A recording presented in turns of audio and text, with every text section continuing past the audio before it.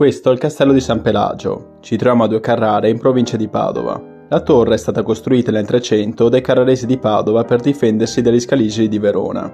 Era parte di un sistema difensivo costituito da più torri collegate tra loro da passaggi sotterranei lunghi fino a 2 km, che univano il castello a mezza via. Oggi i passaggi sono ostruiti e delle torri rimane solo quella di San Pelagio. Nei secoli successivi, persa la funzione difensiva per la comparsa delle armi da fuoco, il castello viene trasformato in una residenza nobiliare. Nel 1544 la famiglia Santuliana acquisisce il castello, che passerà poi ai dotti dei Dauli per finire nel 1752 in mano ai conti Zaborra, che ampliano il complesso realizzando le barchesse ad uso agricolo e rimodernando l'area padronale per adattarla a residenza signorile. Nell'estate del 1917, durante la Prima Guerra Mondiale, la famiglia Zaborra affitta il castello all'esercito italiano, che costruisce un piccolo campo di volo e occupa una parte del complesso. Gli appartamenti al primo piano in particolare hanno ospitato il maggiore Gabriele D'Annunzio, che il 9 agosto 1918 decolla da San Pelagio con una squadriglia aerea per il volo su Vienna, lanciando migliaia di volantini che invitavano alla resa dell'impero austro-ungarico. L'impresa non ha causato danni materiali, ma ha avuto effetti sul morale già basso del morente impero.